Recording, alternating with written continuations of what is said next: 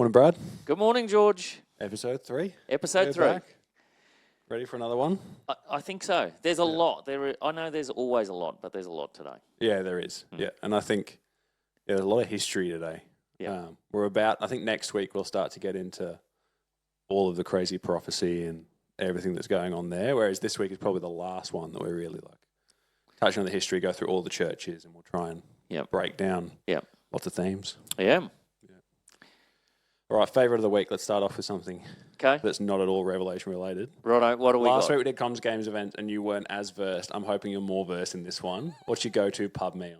We're in Dalby, the only restaurants here, most of them are pubs. So where are you going? I do, well, so yes, I am. Unfortunately, yes, I do like to eat pub meals. Right, okay.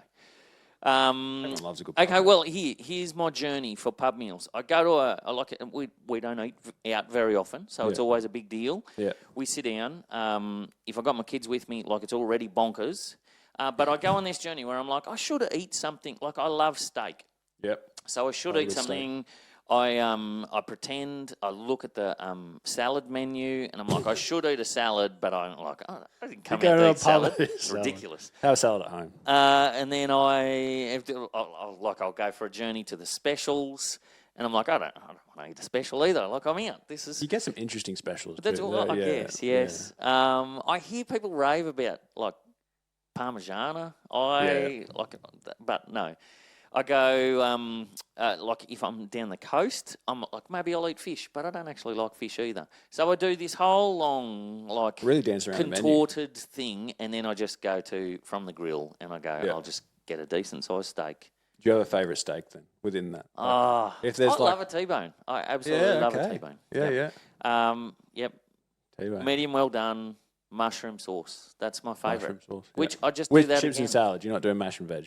I feel like I annoy everyone by saying, "Can I have chips and veg?" Oh, okay. I don't want to eat lettuce. That's fair. Yeah. So that's my go-to. Yeah. Okay. So That's T-bone, medium well, mushroom sauce. Yep. Chips and veg. Yep. Now the congregation will know if we're taking Brad out to dinner. Yeah. This is what to get him. Yeah, that's true. Yep. Yeah. How about you? Well, you just destroyed mine as far as I love a palmy, to be honest. Just because I think it's a good test of a pub. Most pubs do steak. And I think steak and palmies are probably the good, you've got a metric then as to how good the pub is. Yep. Because it's if the palmy's good, I'll go there every time that we have the opportunity to eat out. But if the palmy's dry and they've triple cooked this thing, I don't know. So that's how you can do a palmy bad. You cook it too much, it's dry. Well, yeah, I used to work at the British pubs in Brisbane, and theirs would come out of a central kitchen. I had bechamel sauce on it, but man, it had a bechamel sauce layer of an inch, just because it was to try and compensate how dry this thing was. Because it would come cooked out of the kitchen, and then they would reheat it. Oh wow! And then they would serve it, and by the time you had that thing, you were hoping that you had got a piece of bechamel sauce, because otherwise. You were there for a while. I always have a theory that you want you want a pub that is not so rough that there's potential for you to get stabbed. Yeah. But you also don't want a pub where they've just done lots and lots of renovations because they've got to recoup that cost in their meals. So you want one that's kind of dodgy, not clean, but kind of dodgy, that serves big steaks. That's what I mean. And as I've come further and further west, I reckon the pubs have got better. I reckon you get that blend of working class, regular pub, country hotels. Yeah. So much better than you do in the city. Well, see, there you go. Yeah. Right. So I much prefer the palmies out here. But yeah, palmy would be my way to go. And probably, I don't know if I do veg because I'm again, I could just, veg is a little bit boring for me. Salad comes with a dressing, a bit of flavour about it. Yeah. But, mate, you and I obviously have clearly different tastes. If you're getting excited about dressing, I think there's there's some life things you need to weigh up, probably. Maybe this is an age thing.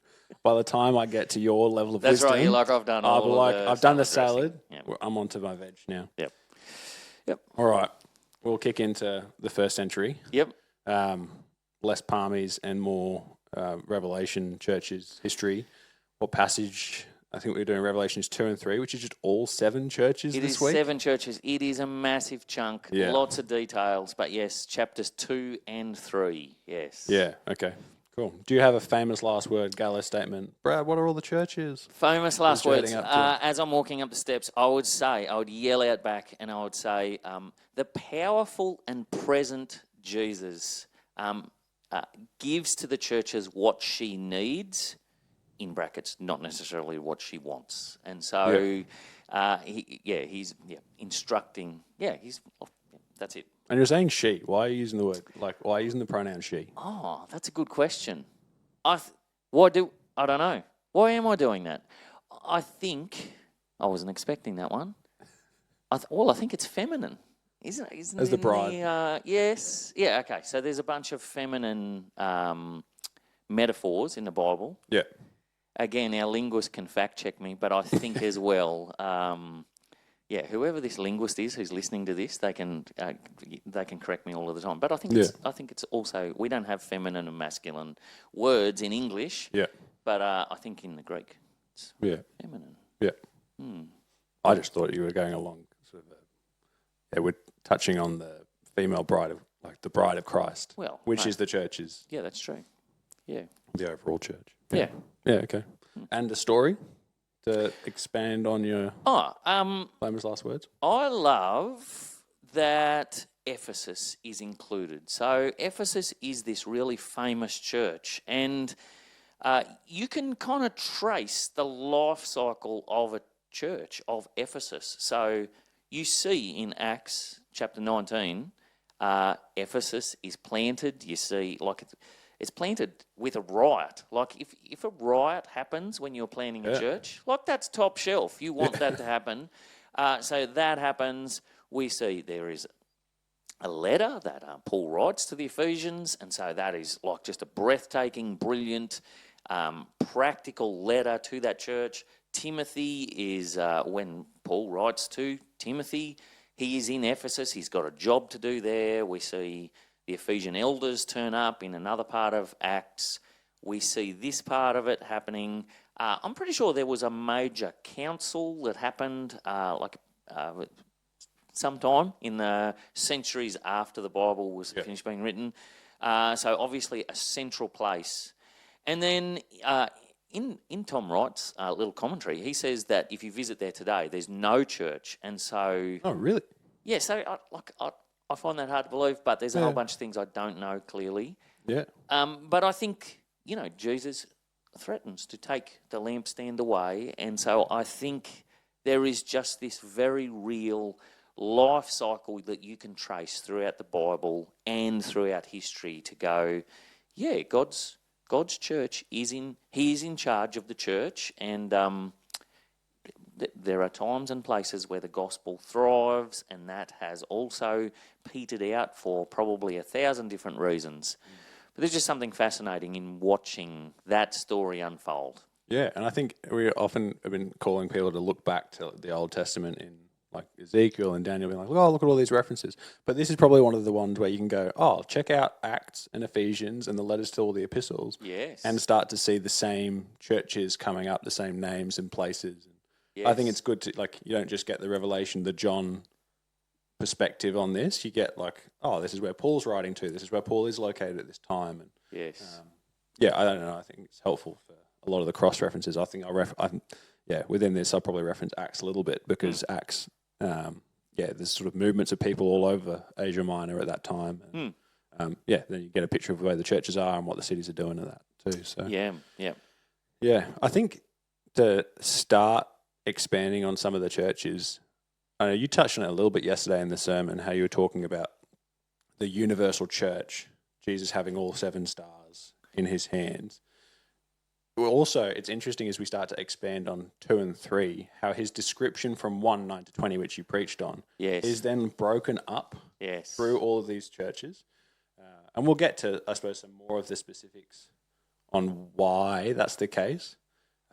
But I think it's interesting that you get, by the end of it, you've got the overall picture of Jesus across 7 churches being complete. And we're then looking at universal Jesus, universal church. And that's where I wanted to reference it before, that sort of bride of Christ, because you can see that like bridegroom really clearly, just in like even how he breaks it up to say like, I am all the way through all the churches, and he has different messages and different perspectives to give each of those churches for what, as you said, like in the famous last words, what they need to hear, right? Yes, that's right.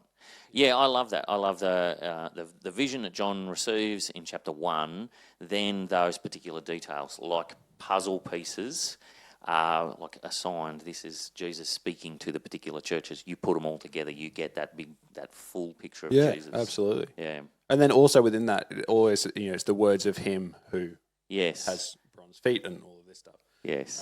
But that the who says is also to parallel straight across to these things says the Lord. Yes. In the Old Testament, just like over 100 times, all the Old Testament prophets are saying this is what the Lord says. So then it's coming from the words of him. It's that parallel again. It's like this is God speaking. Yeah. Then we're into the descriptions. Yeah. Yeah. Well, we'll kick off. You started with Ephesus. I did a little bit of research into Ephesus. I didn't realize how big Ephesus was. Like, it was one of the 4 biggest cities in the entire Roman Empire. Wow. And that's including Rome in that top 4. So Ephesus was, a major hub. We'll call it Brisbane for the sake of Brisbane, Sydney, Melbourne. Yeah, okay, yeah. I'm not putting Canberra in there. But, it's like within the 4 cities of the Roman Empire, Ephesus was there. So it was a massive impact for the church to be there as well. I know Tim Keller would often talk about how good it is to Go to the city. Go to the city. And, we see, I think it's interesting then that one of their main issues is that they don't share the gospel as much as they could. Yeah. You're coming in going, well, the opportunity to build that church in where the most people are in that Asia Minor region. It's pretty significant. So strategic place, large city, and I guess tracing the story, we can see it is like a dramatic beginning to that church. We see that they work hard. Jesus knows. You can see that they're hard work. Yeah. Interesting though for them, like their love has cooled. That's and I think that first love seems to be calling back to Paul's, like sort of when they went. I think it's Acts 19. We sort of hear of magic and sorcery happening in Ephesus, but that's also when the church is starting to form in Ephesus, and even Paul obviously writing to the Ephesians. Like it appears within the storyline of the Bible that the first love is when the gospel was brought, and then it seems like that has cooled. Which I think sometimes we see in people's conversions. It's like you start off, or you come out of, let's say, a conference, and you're on fire for God, and then it starts to cool a little bit. And it's just, I think, a helpful reminder in this that, hey, this church is a mission, it has a purpose, and you need to keep at it. Without, like we do, and how we do our application thing at the end. It is good though, while we're doing all of this history, to go, we would say this applies to us, and I would say totally, like it is an evergreen like threat, like just all of the time to go. I just got to do the stuff. Like I got to in the church world, I got to do the stuff, and I don't want to function like that, and yet that is just the threat all of the time. Without going, no, my heart needs to tip toward Jesus and loving His people. Yeah, I think within that. Like, this is also a city that's full of, like, it's the temple of Artemis. Yes. Which had thousands and thousands of priests and priestesses in there. So I think there's a risk of that cooling, that there's also idolatry just about everywhere that they would be turning. And that would be the main social culture of that city as well. Yeah. It's massive, I think the temple sits above. Isn't it one of the 7 wonders of the ancient world? Yeah. So it is this massive corner. They almost literally are living in the shadow of that. The church planted in the shadow of that idolatry. And I think that's where the reference to Nicolaitans comes in. Like, there's a lot of that reference throughout the churches, and we'll see that theme.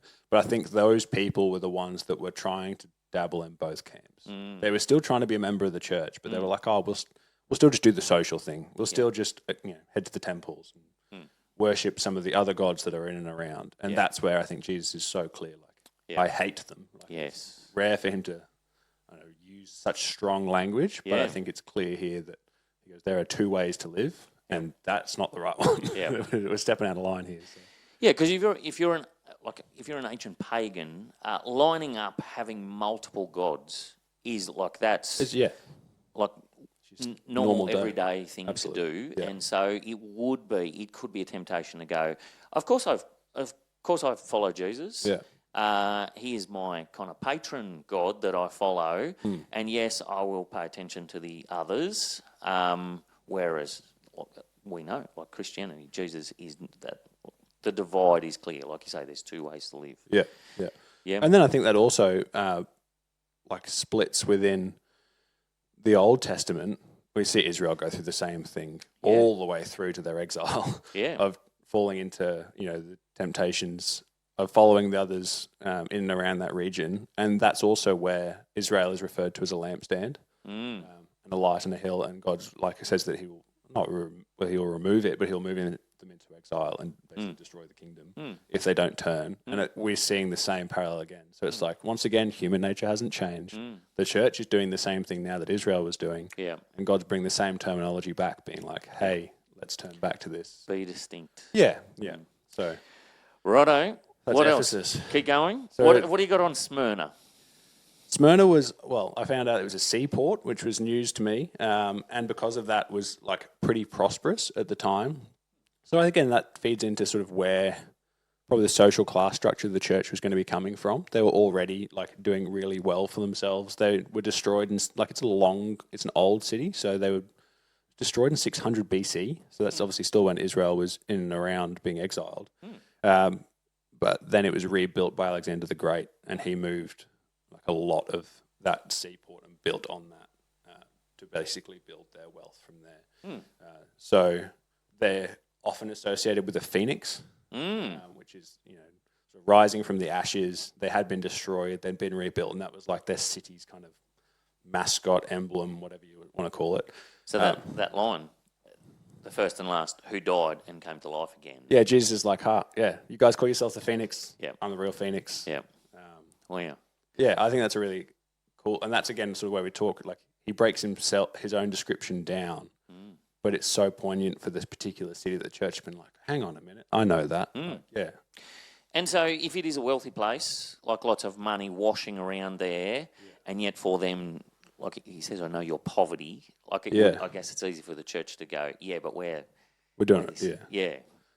And yet for him to say, but you are rich. You don't measure yourself by the standards of your local town, but by what you have in me. Yeah, absolutely. And I think that to go down to the application route, like that draws in pretty comfortably to like our comparisons to the rest of social culture. Yes. How are we rich when that's what rich looks like, and they would see the deals going on that potentially aren't above board and all of that stuff within that trade market. Yeah. But yeah, that's an interesting side fact out of Smyrna is that I didn't realize that was where Polycarp, the main bishop, came from. He was a Smyrna bishop.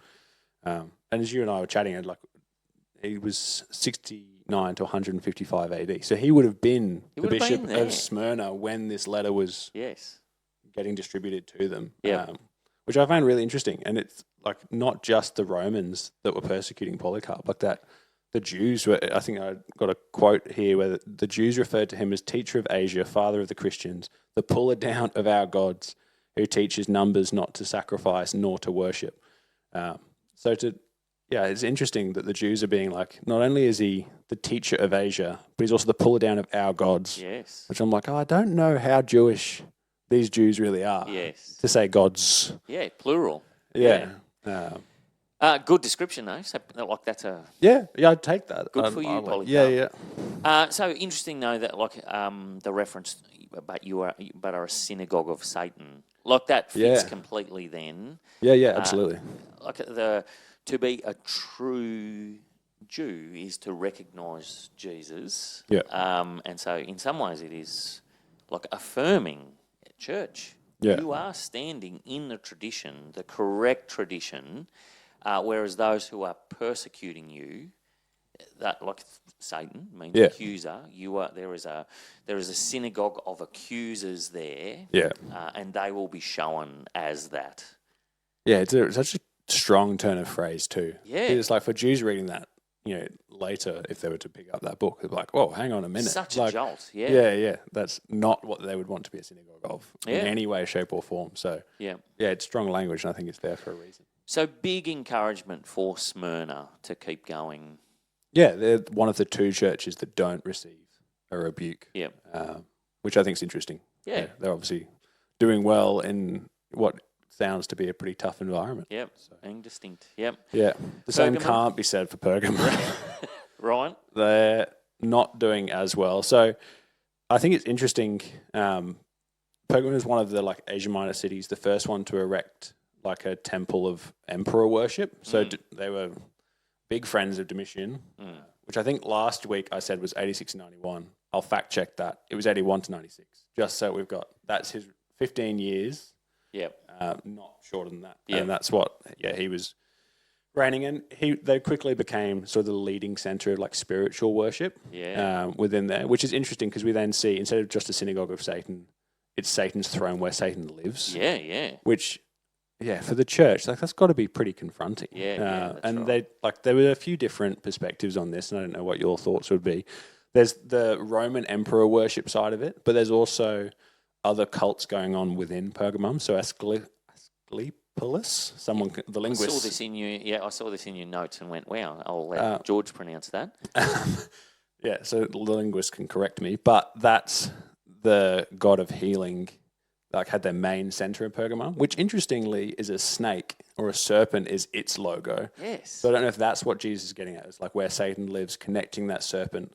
But we see that serpent now in all of the medical symbols. I know. Which when I was like doing the research, I was like, oh, that's interesting. So where that snake comes from is actually a god of healing. Yes. So now I don't know how to look at medical symbology again and be like, you pagans. This again, naive admission. I always thought there was some, in Numbers, Moses has to make a bronze snake, hold it up. That's what heals the people because they're getting bitten by poisonous snakes. I'm like, I think that fits, but actually, it's this one. It is this pagan. Yeah.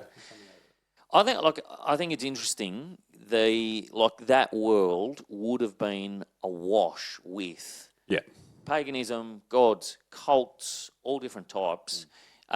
Interesting as well as how we would say there were great opportunities for those cities, Ephesus being kind of a distribution center of the gospel.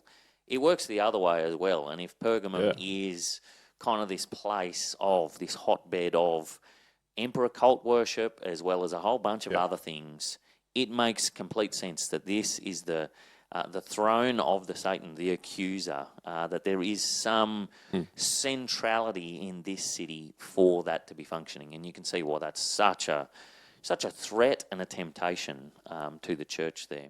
Yeah, and I think that's where the warning comes. I think there's a threat that you're going to do, similar to what we were talking about with the Nicolaitans. You're going to start eating food sacrificed to idols and practicing the stuff that all of this spiritual would say is normal. You're just going to go along and have a barbecue with your friends. It's the same thing of saying, well, actually, no, you shouldn't be doing that. Yeah. And you need to stay true to that. And they get it, a pretty big rap across the knuckles, I'd say, to sort of stay true to Christ and true to the church and to try and push back on some of those social pressures. Yeah. Yeah. Good. Just one, like that Nicolaitans, it is the word to overcome, the victorious. I think the victorious ones is kind of this, it's like it's Nike, it's the shoe. It is kind of same word. And so I guess there is this false way of going, we're going to overcome the society by blending in, doing this. Yeah. And Jesus going, that is not the way to overcome. That's not the way that you're going to be victorious through all of this. Righto, Thyatira. Thyatira, thank you for pronouncing that. Hard to say, yes. Yeah. So this one I thought was interesting. We actually see this in Acts 16. So it's a city of like craftsmen and merchants. And then we see Lydia coming out. There. And she's from there, and she's probably the first convert in Macedonia. And she's described as a seller of purple cloth, which makes sense for the city. So I was like, oh, that's interesting. We see, again, the cross references through Acts. Yep. And we've got, the first convert coming from a place, bringing what she... So it looks like she's travelled from there. She's from there over to Philippi. Yeah. Interesting. Yeah. And then the Jesus description of this, I think, is particularly interesting because it's a feat, like it references the feat of burnished bronze, which you sort of talked about yesterday and contrasted with the Nebuchadnezzar statue we see in Daniel where it's clay and iron. But the burnished bronze actually doesn't appear that often in Greek literature at all. But it's talking about a pretty strong alloy, and it actually would have been manufactured in Thyatira. So immediately, everyone's going to be like, oh, I know that material. We've seen that glowing in the furnace, like we know. Yeah. So the brilliance of Jiz's description then is able to be witnessed and seen throughout that city, which I think is really cool. Yeah. So. My uncle owns a forge, and I help him all of the time. Oh, really? And that would have been like. Oh, yeah. I thought I was like, oh, Brad, this is news to me. My uncle Yeah. But yes, exactly. And I think, there's obviously the reference back to Jezebel within Thyatira as well, which is interesting. There are the trade guilds because of the craftspeople within Thyatira, and those trade guilds would have a local god associated with them. So in this case, we see like a representation of Apollo in Thyatira being the trade guild god for that particular city. And that's sort of where, within the story of, I think it's in 1 Kings 16, we see Jezebel referencing King Ahab, like King Ahab's wife, trying to lead Israel down that path of idolatry. And once again, we see the Apollo sort of within that city, similar to all the other cities that we've spoken about. Yeah, it's pushing them down that route. Yes. So I think that's why the Jezebel would have been an easy reference for a lot of the early church Christians to be like, oh, hang on, I know what she did. Yes. We don't want the same thing happening here. And I think the Jezebel, not... He doesn't say it's the Ahab, he is the technical leader of the country, but this Jezebel who is both, like she's prominent, powerful, somewhat seductive, and is through this kind of, not necessarily obscure, but adjacent temptation to lead the nation of Israel away in the Old Testament, and here, that would totally be another temptation for them. Yeah. Interesting as well.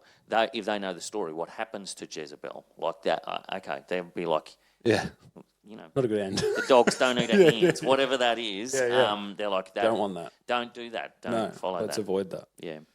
We'll kick straight on Sardis then. Yes. Sardis, again in the research, was a city with a illustrious past as far as it was the capital of Lydia around 700 BC. Right. So it was massive. Yep. And it was funny that they had a massive Acropolis. Yes. So which is like, we talk about, the Acropolises within the ancient world are like the castle inside the city. Yep. And heavily fortified. You shouldn't be able to get into them. Like it's generally on a hill. Yeah. It's generally on a hill in the center of the city. But very well fortified. Yeah. And there was even a term at the time to try and take on the Acropolis of Sardis. Wow. Was to do something impossible. Wow, yep. So I would say when pigs fly, something will happen. Yep. If you're taking on the Acropolis of Sardis. Wow. But it was also taken 5 times. It was captured 5 times, and twice was because of a lack of vigilance. Right. So people would just heavily fortify something and they just don't pay attention and get overrun. Yeah, wow. And I think one of the stories I heard, like the sneaking up, scaling the wall, which seems like that wouldn't happen. You wouldn't be able to do that. But a thief, thief coming in the night, scaling up and overrunning the city. Yeah, which again is interesting, where then it's referenced within here as it was alive, but it's actually dead. And that the look from the outside is to say, this is impenetrable. The city is so strong. Yeah. The church as parallel is so secure. When actually the church doesn't appear to be paying attention, and there is that risk that a thief will come and they will be overrun, and they're actually not as strong as it looks from the outside. Because that is like, it's actually Jesus saying, I will come like a thief. Like there is some surprise. Oh, wow, Jesus is doing something here that we are not aware of. Like it's a horrifying thought for a church, hey? Yeah, you need to be paying attention. Yeah. So I think the application there speaks for itself. To be honest. But it's interesting how it parallels with the structure of the city itself and not just the people within it. Yeah. That's interesting there. Again, another application, but the way in which a town or a city's culture shapes something of the church. The psyche sometimes matches up And in some ways, that's just of course, the people of a culture. Jesus redeems people of all cultures, and so of course you would expect the culture to be reflected in the church. Yeah. Because they are true people. You don't lose your humanity when you become a Christian. Sometimes that, though, needs to be counteracted. There's just a fascinating surgery that happens with the gospel applying to human beings from particular places. Yeah, and we all have the different needs and stresses and challenges of where we're from. Yeah. Good. Philadelphia, George. Yeah, and this is not where my home basketball team is from either. So this is Asia Minor, Philadelphia. This is not the 76ers that have acquired LeBron James. And I'll talk about that maybe another podcast. Right. Well, again, I'm out of my depth. Like I thought I liked sport, but the Commonwealth Games and now basketball. What do you need to expand on some sport? You're way over my head. But okay. Yeah, I do know what you're talking about. There's 2 Philadelphias, at least 2. Yeah, at least 2. There could be others obscure ones we don't know about. This in Asia Minor was pretty prone to earthquakes. And we have a lot of references. Even there's a writer called Strabo from the early centuries where he references Philadelphia having ever-cracking walls.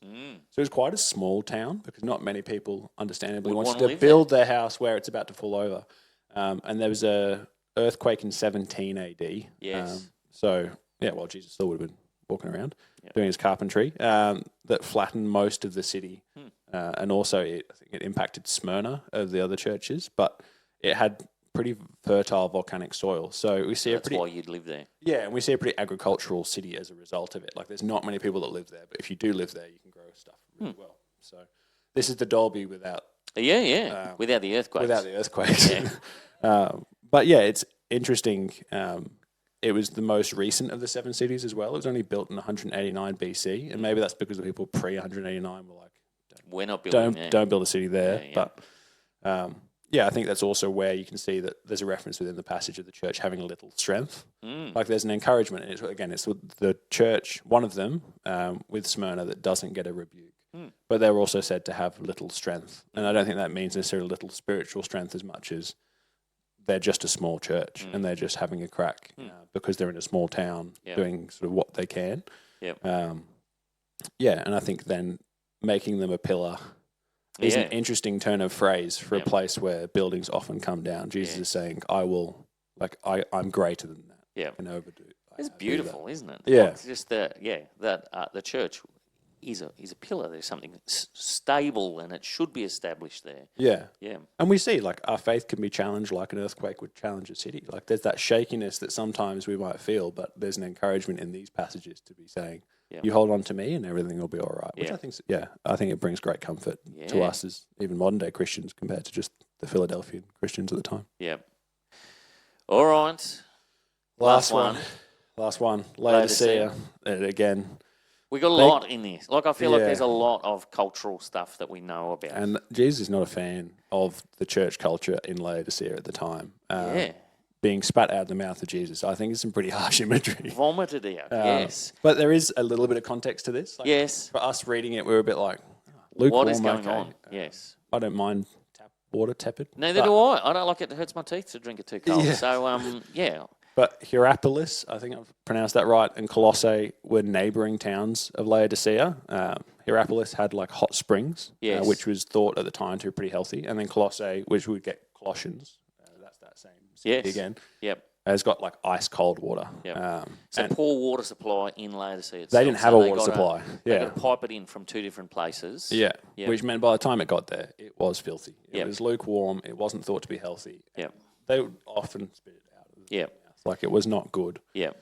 So kind of spa water from one, which is fun if you live in the town where it's warm and hot, and icy cold water in the other, but by the time it gets there. So then you see the reference to being lukewarm. Yeah.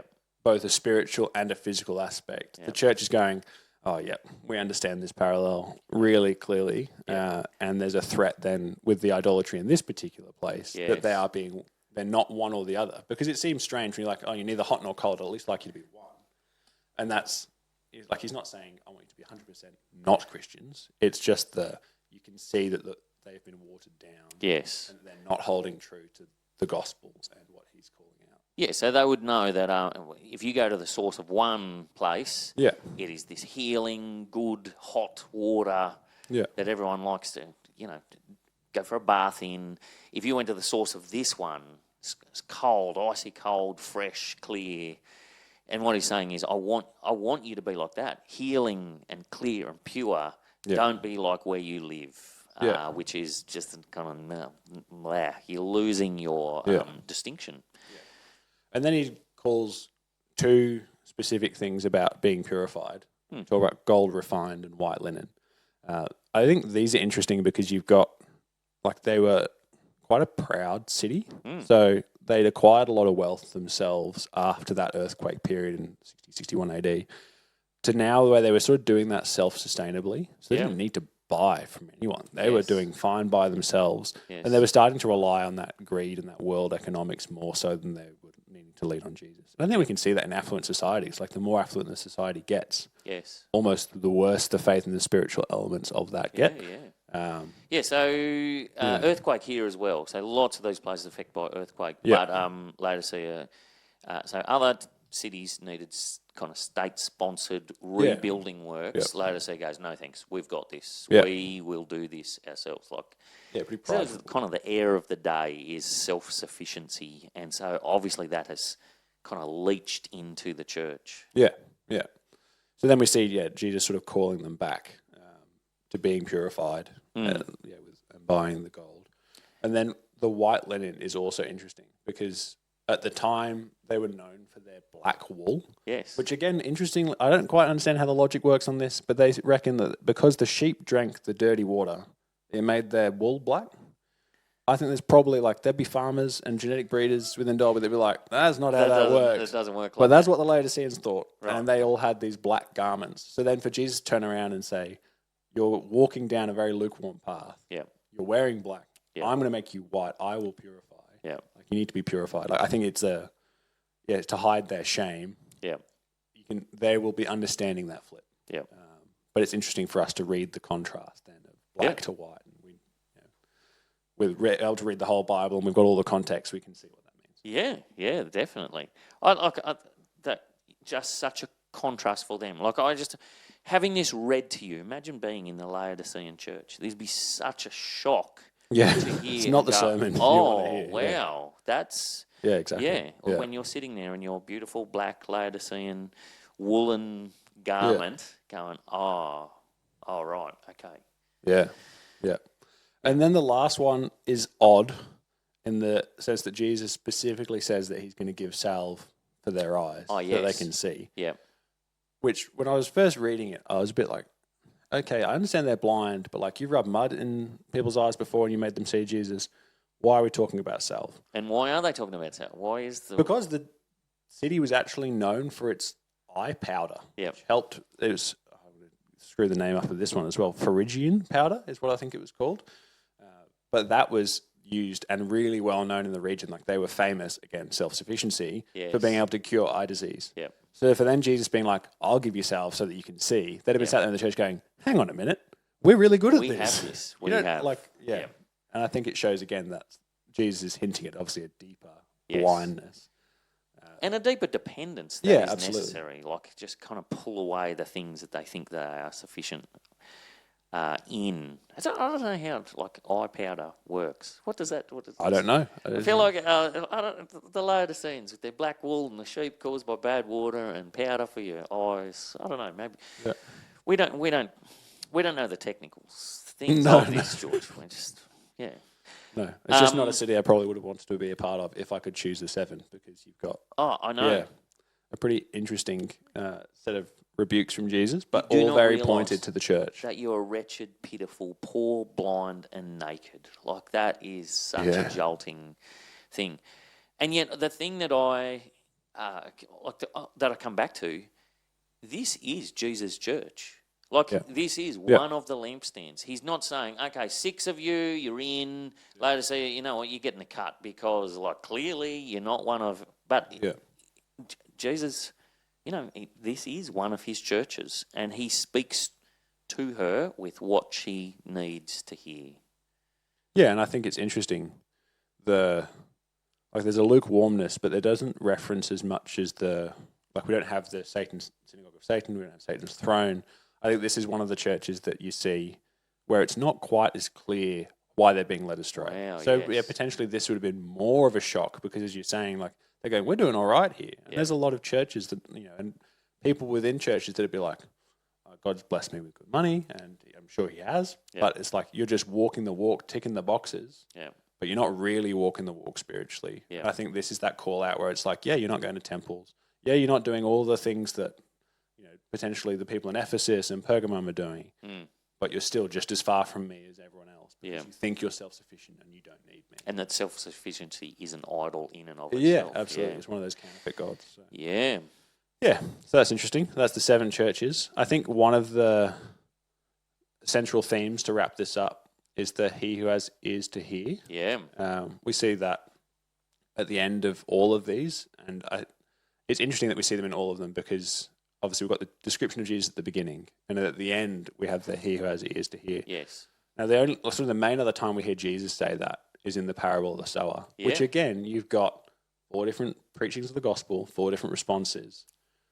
Here we've got the gospel in these 7 churches, 7 different needs of the churches and the responses. So I feel like that answers the question. Like we've just done a whole bunch of history. So is it written to literal churches? Yes. But again, is it written to us? Yes, because the description of Jesus, as you put them together, is Jesus in his fullness, and that line at the end, which is totally Jesus' invite, like it's his refrain at the end of the parables. Like, chew this over, think about this, apply this to yourself, and they are Jesus' words to us, that as we read the 7, we are meant to be going, where am I tempted to be self-sufficient? Where am I tempted to overcome by kind of blending? Where am I tempted to lose my first love? That is, and I guess that kind of leads to our application point as well. Yeah. That it is, the one with ears, let him hear. And like within that, Jesus, as he always does, he's calling out the Old Testament prophets. So, to take that he who has ears to hear in that for us, those Old Testament prophets are Isaiah 6, Jeremiah 5, Ezekiel 3, and Ezekiel 12. All those 3 prophets are when Israel is heading into exile, where they're going to be far away from the promised land and from God, but they're still got to hold true. To then take that to our church now, that feels like that's where we're at. And I like that, Jesus is referencing that with the hearing of the gospel in Matthew 13 with the parable of the sower. We then see the same language with the churches that are being in exile, arguably in Asia Minor, influenced by a lot of the other culture, trying to be countercultural, and that can apply to us today as well. So fascinating. Last book of the Bible, what's the last word almost? It is churches. Stay true. Hear. Hear what Jesus says. Yeah, and the promised land's coming, so which we'll get to because the promised land and all that comes with dragons and beasts will be coming up in future episodes. So. You've got a resource? Resource for this week is those that are really committed to the church history. Yes. I think it's Daily Bread Ministries. There's a 26-minute video on all of the churches, and then there's a 26-minute, or roughly 26 minutes to half an hour video on each church if you're really committed. So I've not watched all of them, but I found them as like a historical resource. They are a bit old. They're giving off mid-2000s History Channel kind of vibe, but you get to see the actual churches. You get to see the actual churches. You get to see some of the ruins that are there. It takes you to that place. So if you're really interested in sort of, what was Ephesus actually like? What was Smyrna actually like? These videos are a good resource. So I've linked the overall one. And then your YouTube algorithm will work out the rest. Once you hop in and watch that, I looked at your notes. I did this yesterday and went, oh, yeah, okay, cool. I can see that. So, yes, you'll have to filter through and have a look. So you get, like, if you love pictures, have a look and see what those churches look like. What those cities look like. Yeah. So that's the resource for this week. And the next episode we'll be back. I think we'll have a guest. We will have a guest next week. Yes. So maybe we'll have to tune in next. Surprise. See who our guest is. Yeah. Alrighty. We done? I think so. I think we made it. 7 churches. 7 churches. Yep. Great. Central themes. Thanks very much. No worries. Thank you for your work, George. All good. We'll see everyone next week. Right. Thanks. See you later.